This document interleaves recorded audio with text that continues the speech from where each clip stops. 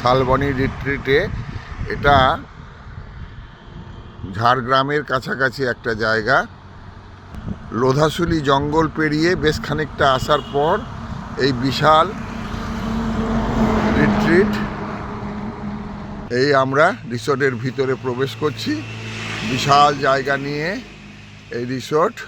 বেশ কিছুদিন আগে এটা হয়েছে, খুব বেশি দিন পুরনো হয়নি।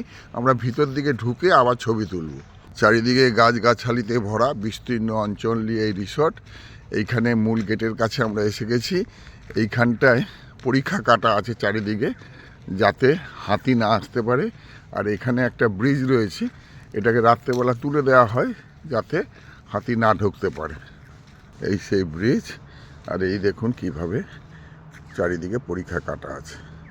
এই রিসেপশনের কাছে আমরা চলে এসেছি। রিসেপশন, চারিদিকটা লক্ষ্য করুন, ছোট ছোট কটেজ আছে। আমরা এরকম একটা কটেজে রয়েছি, দেখাবো। খুব সুন্দর সাজানো গোছানো, খুবই ভালো, অনেক অঞ্চল নিয়ে। আর এত সুন্দর, রাত্রেবেলার ভিডিও করেছি। রাত্রেবেলা ভিডিওতেও অপূর্ব লাগে, চারিদিকে আলোয় ঝলমল করে ওঠে। দেখুন কি সুন্দর বসার জায়গা, ছোট ছোট। ওই যে কটেজগুলো দেখছেন, ওখানে আমরা আছি। পাশাপাশি অনেকগুলো কটেজ আছে। এদিকেও একটা অংশ দেখাচ্ছি।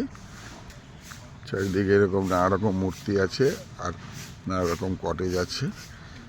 শাল গাছে ভর্তি, শালবনী নাম, এই জন্যই মনে হয় শাল গাছে পরিপূর্ণ চারিদিকে। যে বসার জায়গা, এখানে বিভিন্ন জায়গায় বসার জায়গা রয়েছে। এই কয়েকটা কটেজ, এগুলো ডিলাক্স কটেজ।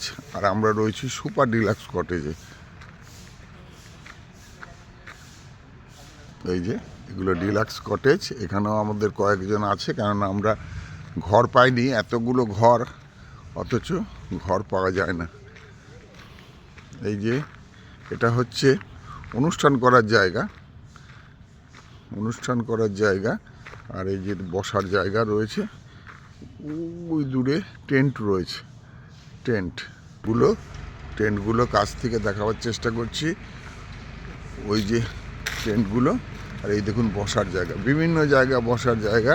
আর গাছ লাগানো রয়েছে, এরা সব বসে আছে। কলকাতায় শৈত্যপ্রবাহ চলছে শুনলাম, অথচ আমরা ভয় পেয়েছিলাম যে এখানে প্রচুর ঠান্ডা হবে, কিন্তু সেরকম ঠান্ডা এখানে নেই। এই জন্য দেখুন এরা বারান্দায়, এই সকালবেলায় বারান্দায় বসে আছে। হালকা ঠান্ডা, কঠিন ঠান্ডা নয়।